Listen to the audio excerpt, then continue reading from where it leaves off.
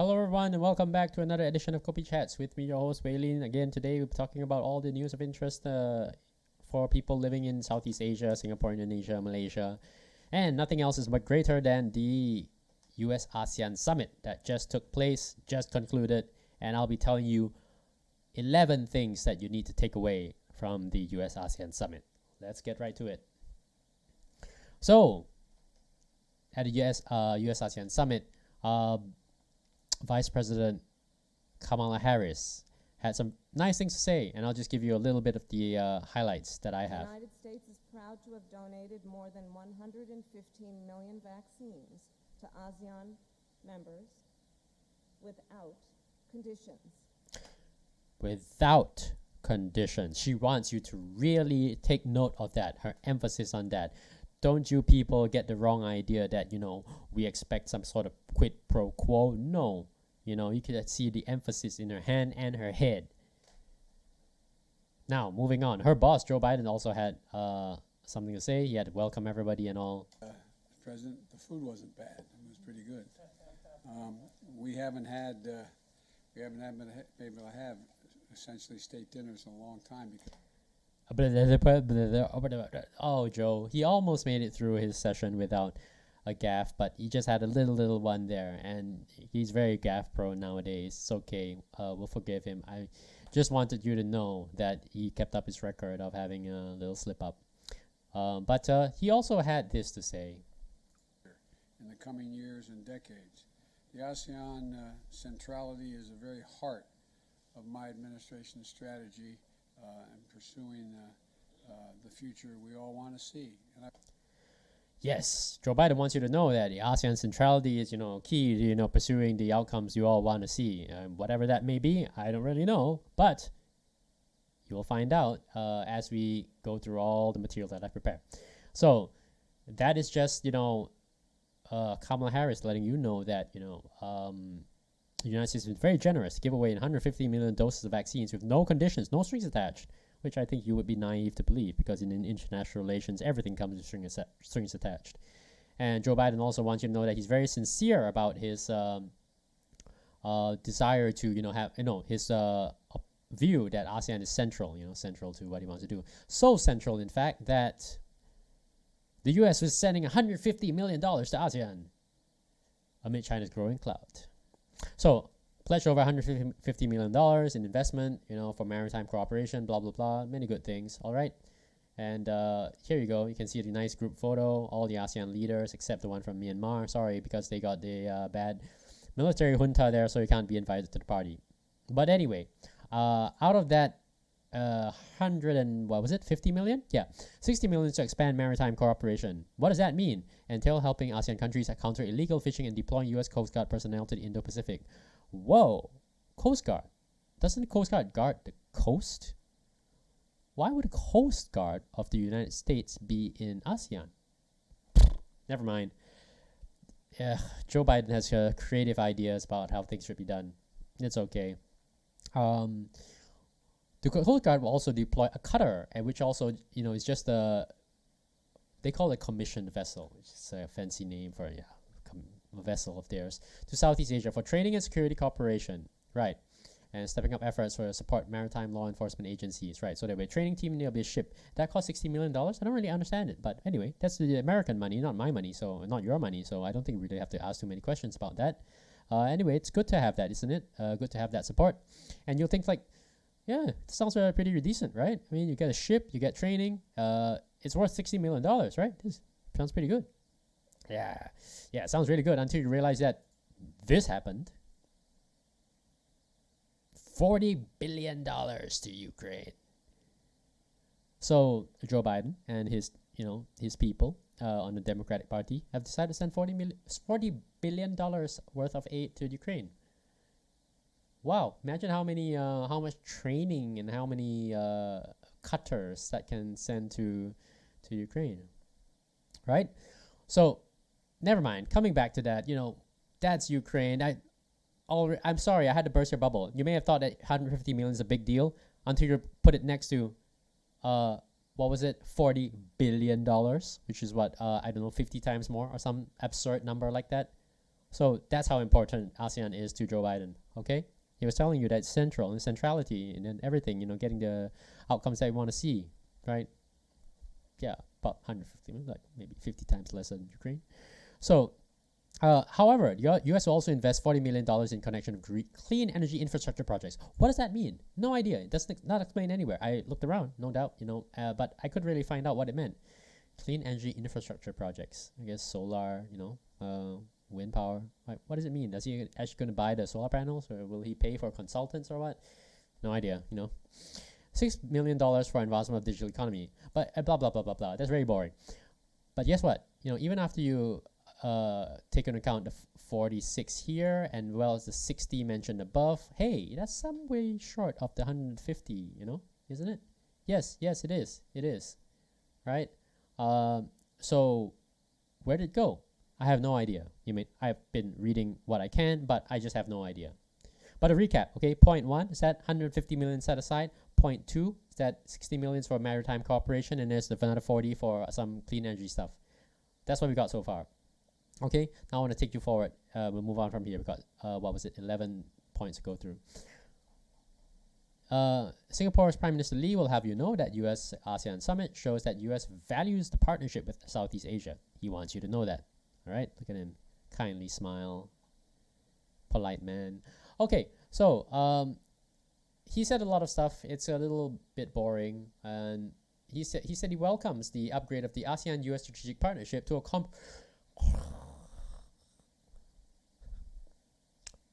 comprehensive strategic partnership. Yes, in the most underwhelming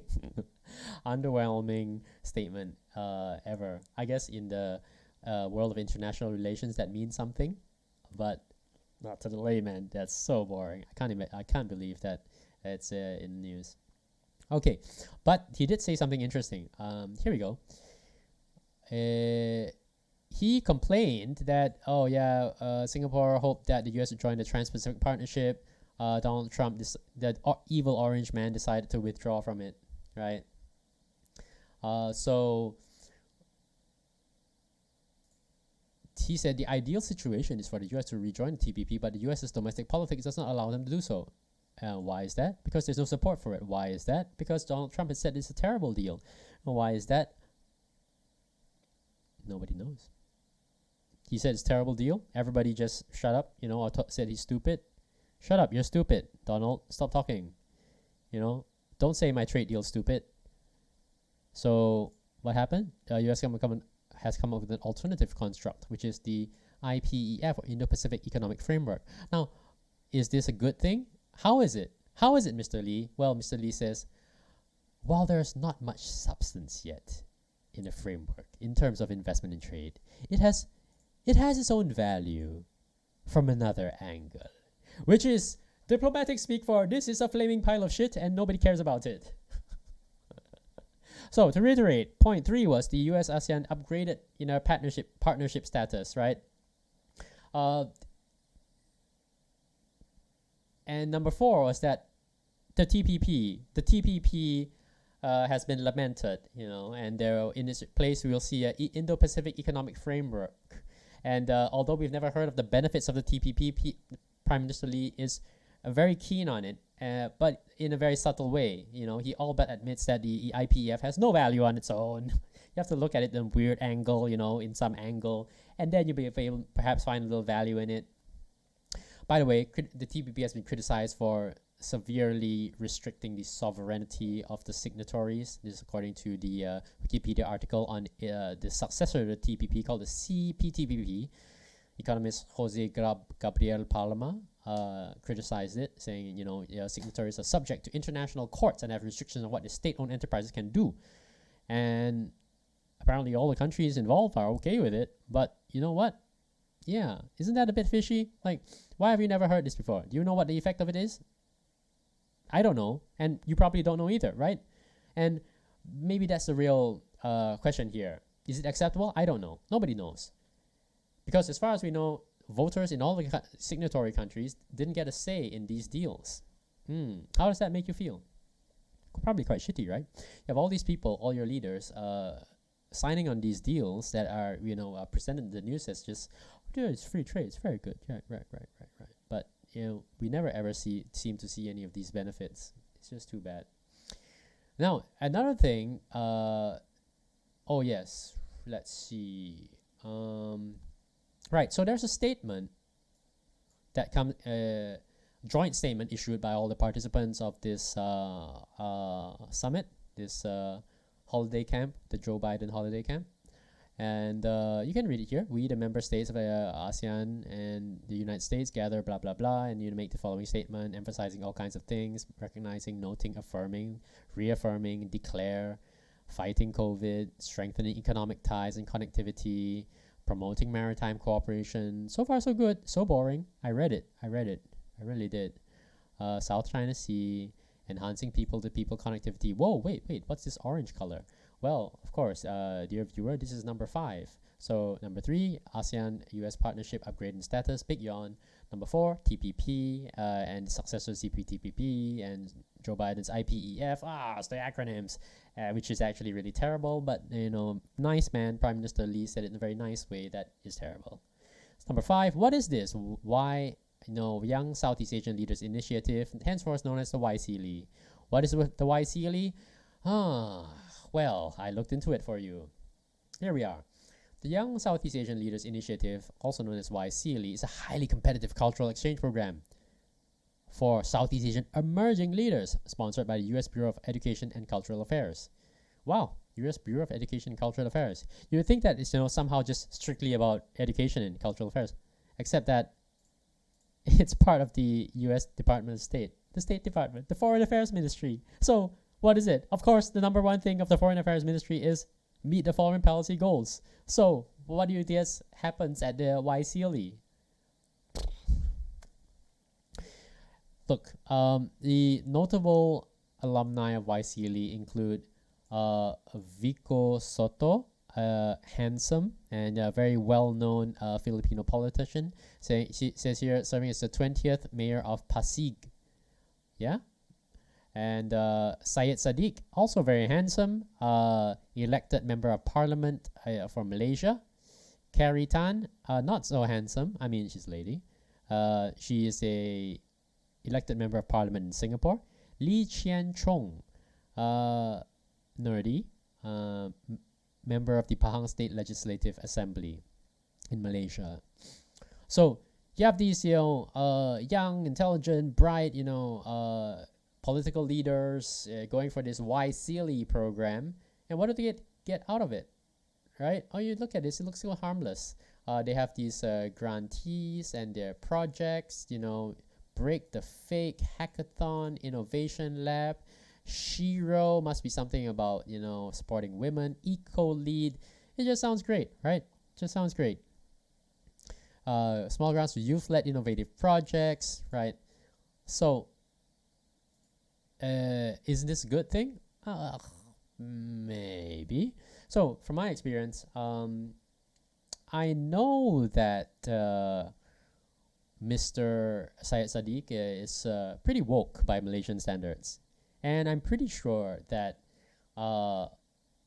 YSEALI contributed, or, maybe he went because he was woke, but also I wouldn't be surprised if he came back more woke.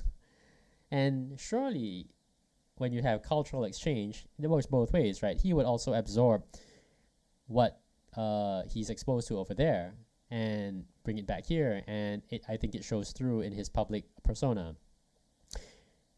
And is that a terrible, horrible thing? Is it like brainwashing our leaders? In a sense, I'm sure it is. But you know what? That is the job of the State Department, just as it is the job of every employee of all the ministries of foreign affairs in all the countries of the world. So they will do that, and that is just their prerogative, right? Now, number 6 is here in orange, furthering, moving on from the YSEALI.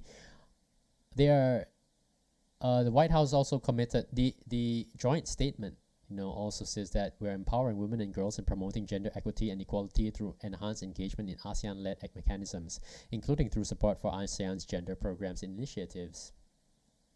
Wow. Could that be where the missing 50 million is going? Right? Could it? So, in case you think, Waylin, you're being absurd, right? Because you're told that 60 millions for maritime security, and then 40 for some kind of climate stuff, but it doesn't mean that the rest of it's all here, because it's absurd, right? If it's such a big ticket item, surely they would mention it. Well, maybe, because let me show you this. So there was a COVID relief stimulus bill, right? That was passed at the height of COVID, right? Here you see this tweet by U.S. House of Representatives member Thomas Massey, tweeted on December 22nd, 2020, where he took a screenshot of this line saying that not less than $10 million shall be made available for gender programs in Pakistan. In Pakistan, guys. And here, we're going to be empowering women and girls, promoting gender equity and equality through enhanced engagement in ASEAN-led mechanisms. And do you think it would be less than that? So it wouldn't be like a token like 1 million, or just having somebody drop in occasionally. No! Guys, Pakistan got 10 million. We got 10 countries in ASEAN, and a much larger population. What do you think? So, yeah, it's possible, right? I'm not saying I know what it is, but there you go. That's your point 6. Number 5, YSEALI. Number 6, this gender promotion, gender issues promotion. So those are the things that I thought stood out from the statement. Now, let me take you to number 7. So here's a transcript of Joe Biden's speech, with, 2 clips of which you saw. Him stumbling a little bit and then talking about the centrality of ASEAN. So in it, he also announced that he would be nominating one of his closest advisors, to be U.S. ambassador to ASEAN, Yohannes Abraham. Yeah. So he says, and I know you've already all seen him. So he's already been introduced to everyone. And Yohannes apparently has been around for a long time, served as Chief of Staff of the National Security Council since the first day of the Biden administration, right? So he says, I think you're going to find him completely knowledgeable, right? Bear that in mind.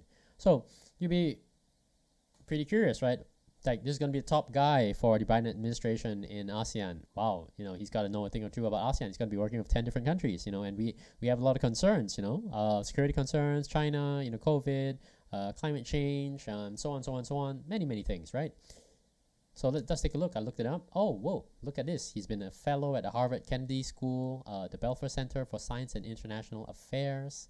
Wow, that sounds really impressive. So what's his expertise? Economic policy, good. U.S. domestic politics, wait a minute, why is that related to ASEAN? National security economics, that sounds like really niche, huh? Right, so what's going on? So here's his biography. Yohannes Abraham, fellow at the Belfer Center, served in the Obama White House, senior advisor to the National Economic Council, okay. Deputy Assistant to President, Chief of Staff of the Office of Public Engagement, Intergovernmental Affairs. Okay. So he was top 8 to a senior advisor called Valerie Jarrett. Okay. He's oversaw a team tasked with engaging state and local governments, private sector, organizing, blah, blah, blah. So he talks to a lot of people across the spectrum. Okay. Are any of those organizations ASEAN, Asian, full of Asian people, about Asian concerns? Don't know. His team helped build domestic support for President Obama's second-term international priorities, including the Paris Climate Agreement. Irrelevant. And the Iran nuclear deal, more irrelevant. So he first began working for Obama in 2007. Yeah, he went on to serve as Obama's Virginia field director in the election. How does that help you with work in ASEAN? Not at all, I guess. Graduate of UL College. Okay, you had a nice college education. Enough already. You would think, but surely, Waylin, this is just a bio, because in the bio, people just put what their accomplishments are, but it maybe doesn't reflect who they are, as a person in their totality. And if you, for instance, if you looked up their social media, I'm sure you could see, what they actually care about, right? So I went on Twitter and I searched for the terms like Singapore, Malaysia, Thailand, Indonesia, ASEAN, Asia, Pacific, China, trade, security, all these different things, all right? This is what I found. 2 tweets. They're not even about any of the terms that I searched. Not really. So one, hashtag Romney not ready.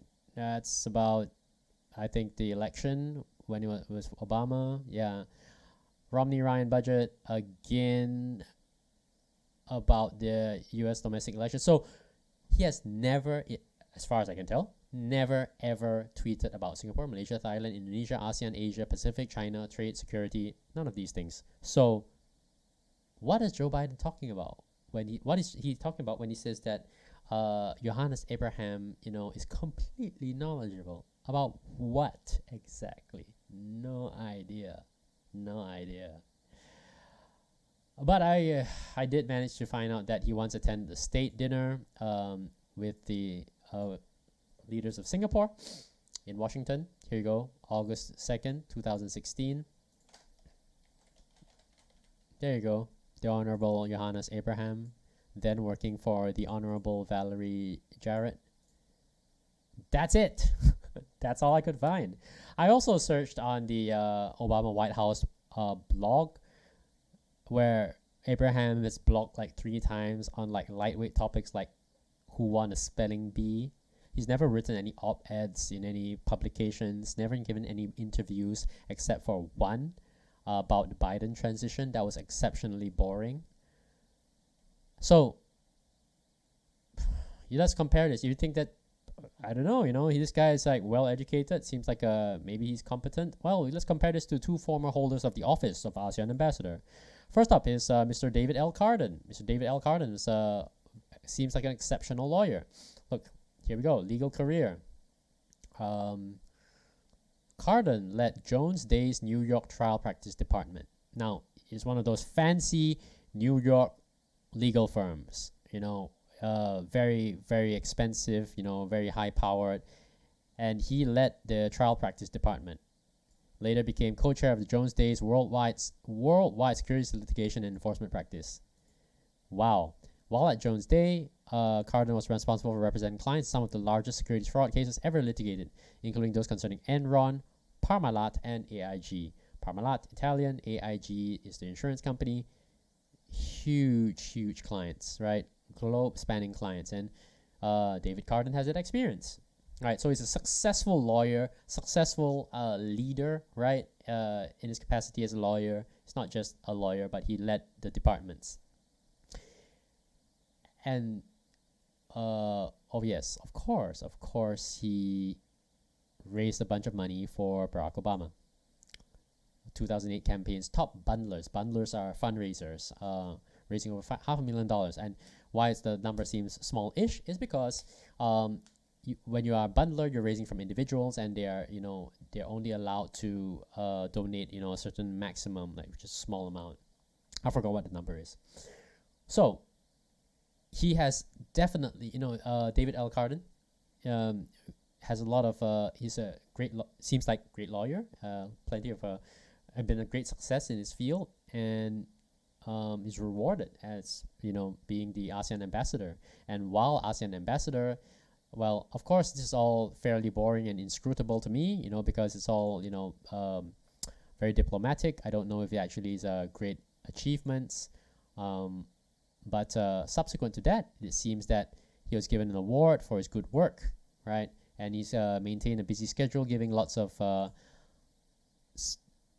doing lots of speaking engagements and doing lots of writing. So very productive, leader, highly successful lawyer. That's David Carden. And then we have Nina Hachigian. So what did she do? She was educated at Stanford Law School. Okay. And served as co-director for, Asia policy for the Obama campaign. So she's interested and knows a thing or two about Asia. Was a fellow at this NGO called the RAND Center and she was responsible for Asia Pacific policy for 4 years, right? So again, all this before she was appointed ASEAN ambassador. So again, interest in Asia, some knowledge of Asia, relevant experience, and she probably did a good job because there's a lot said here. The YSEALI program you heard of me speak about, seems to have been begun under her term, and there's a good chance that she was heavily involved in it, right? There are like so many that she must have been like pretty proactive, reflecting her deep knowledge of Asia. By comparison, the completely knowledgeable Yohannes Abraham is so anonymous in terms of his career accomplishments. All right, so that's point 7. Yeah, Yohannes Abraham, Joe Biden's completely knowledgeable guy for ASEAN ambassador, is about as knowledgeable about Asian politics as I am, which is not a compliment for either of us. Okay, now you may think, Waylene,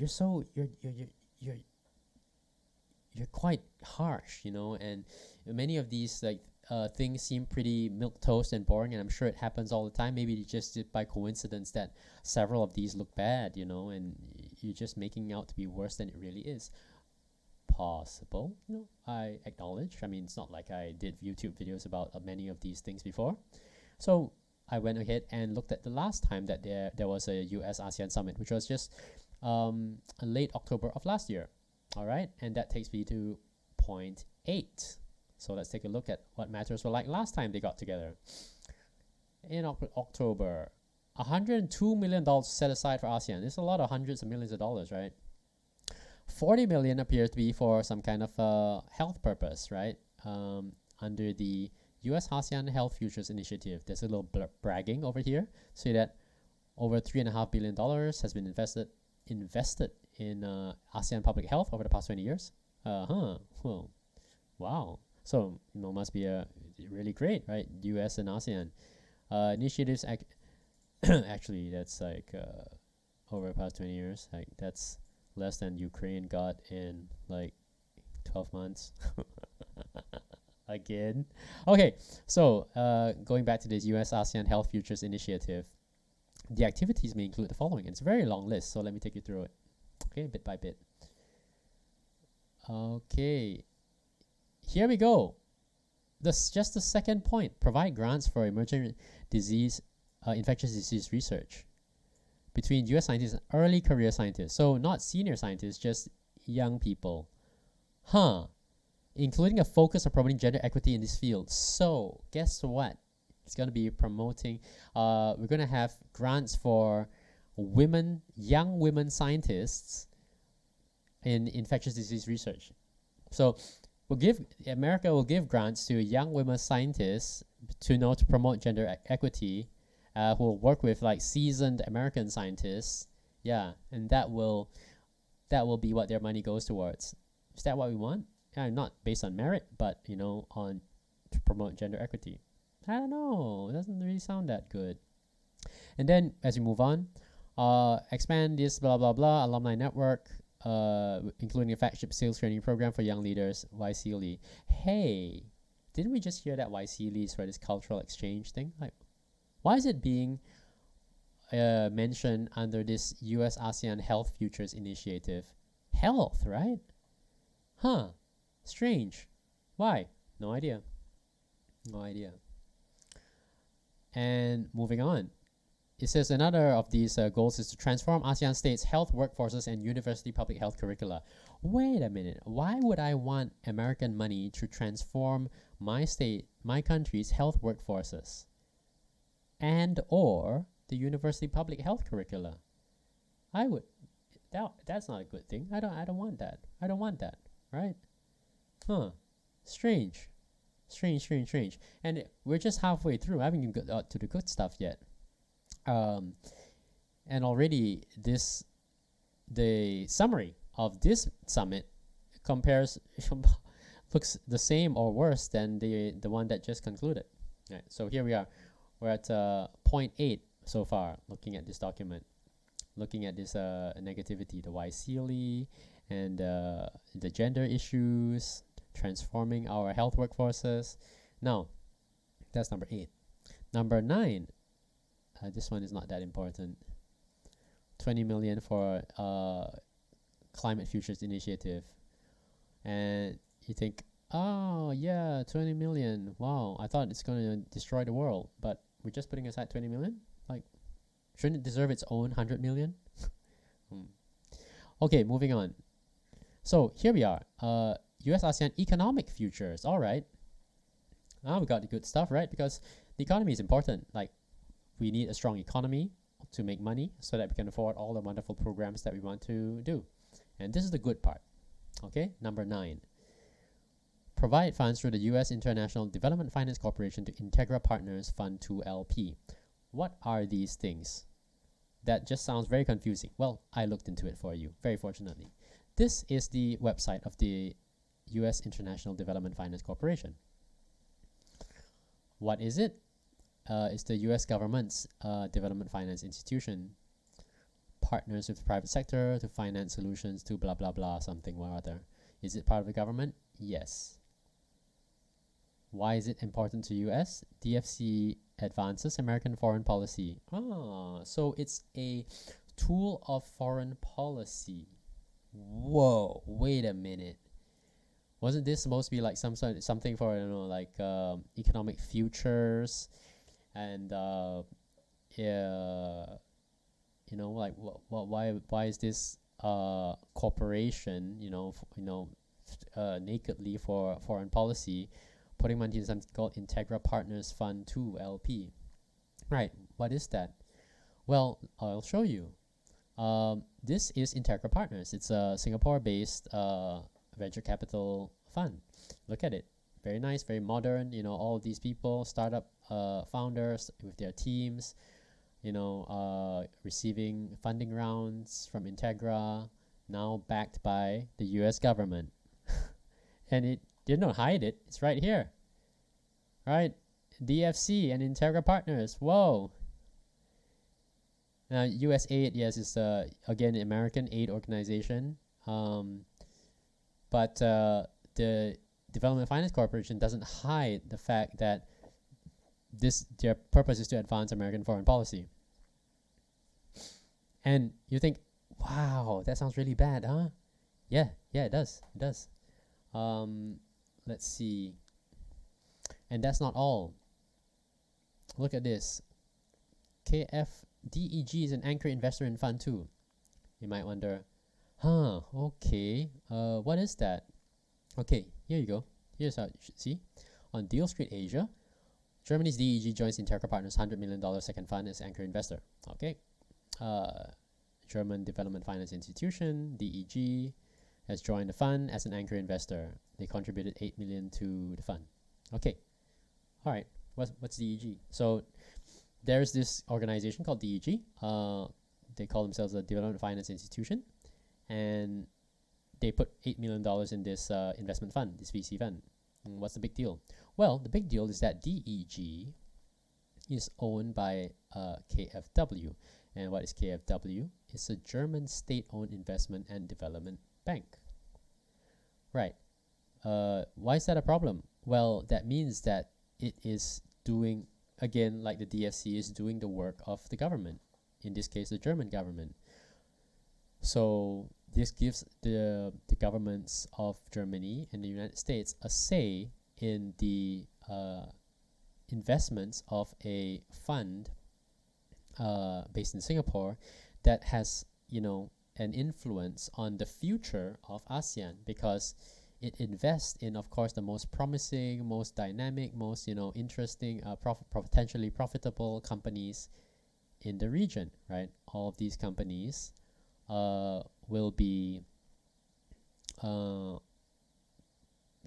might possibly be influenced by the American and German governments, which is absolutely ridiculous, right?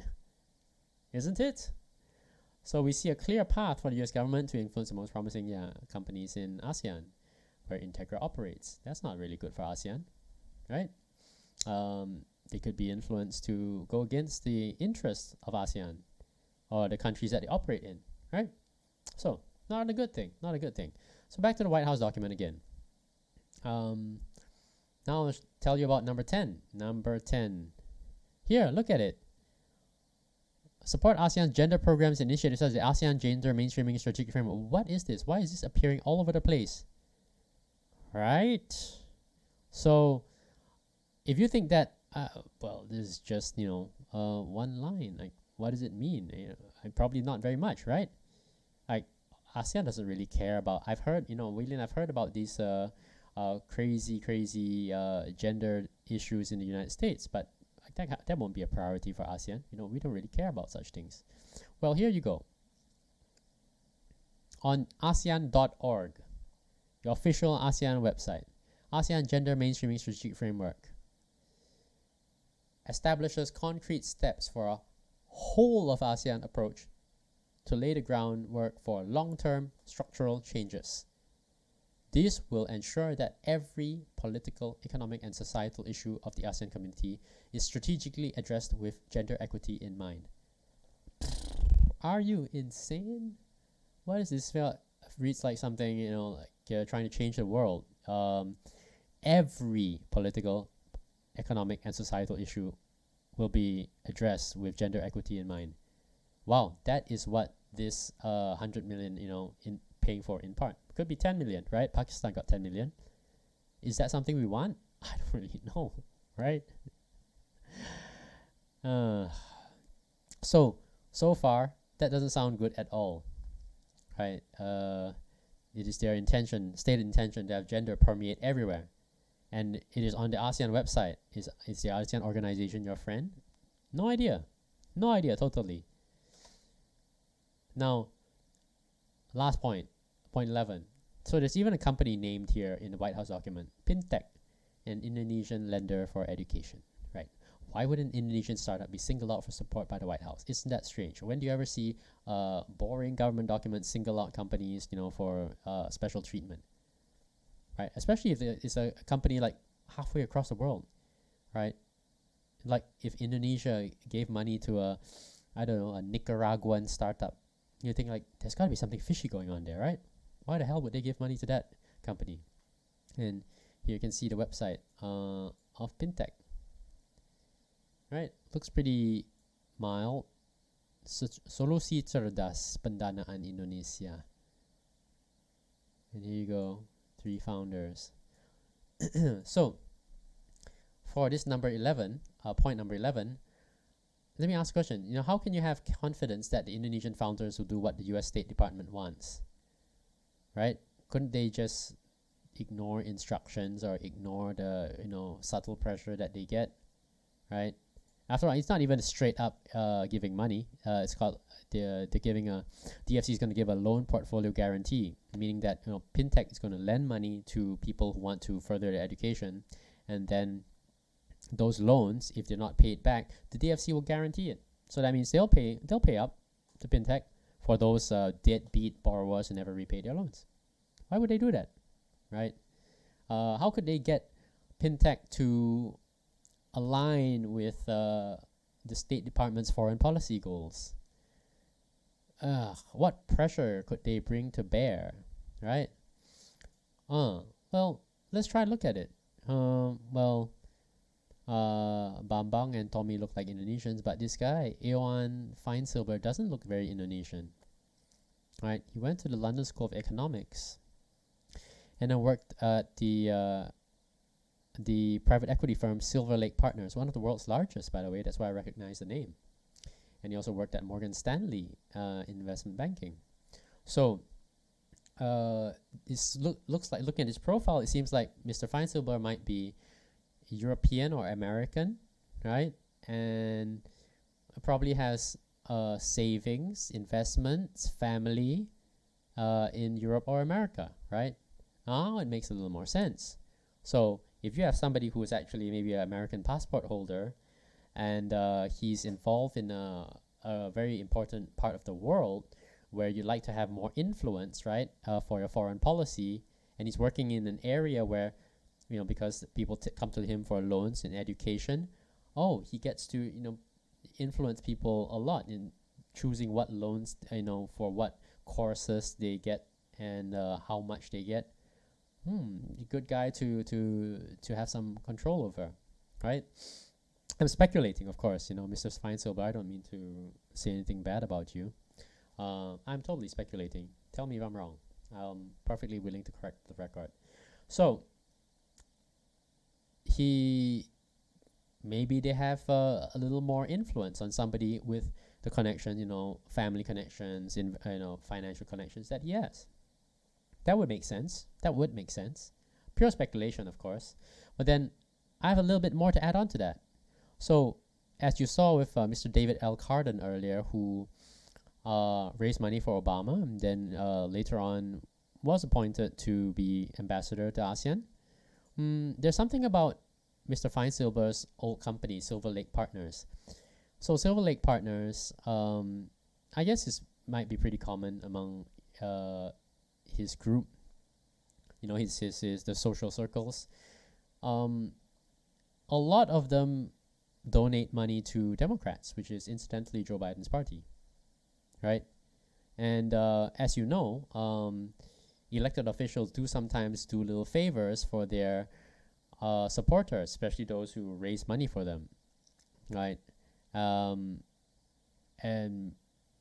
there's a good chance that Mr. Feinsilber is a Democrat-leaning kind of person, and incidentally, the White House needs someone in Indonesia with some influence, and decided to go along with this guy who we know well, both from our time inside the White House as well as before that, within party circles, social circles which overlap. And that's why maybe the DFC would help his company by guaranteeing their loan portfolio, right? So there you go. I've delivered to you all my 11 points, all the things that you need to know about the recently concluded US ASEAN Summit, as well as the one before it, right? You can see and you can smell all the connections that I put forward, and yeah, I hope that you found this as edifying and satisfying as I have to deliver it to you. If I earned your attention and your satisfaction, like button, hit the like button please, and hit the subscribe, notification bell, all that good stuff.